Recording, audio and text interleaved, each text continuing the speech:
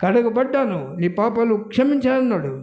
అన్నాడని చెప్పి నేను మళ్ళీ వెళ్తే ఏముంది? కడుగబడిన పంది బురదలో పొరలాడింది. కడగబడినాక మళ్ళీ బురదలో పడితే దానికి కూడా పరలోకం ఉందా?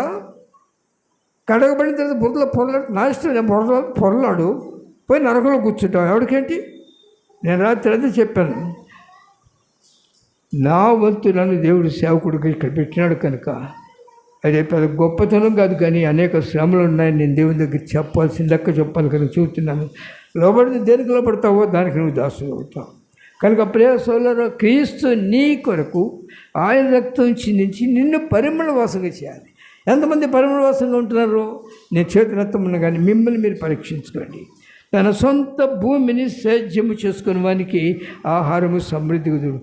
భూమిని సేద్యం చేసుకునే ఆహారం అంటే దేవుని ఆజ్ఞలను ఆనందిస్తూ ఉంటాడు, దేవుని వైపు చూస్తాడు, దేని కొరకు ఆశించడు, దేని వైపు చూడడు.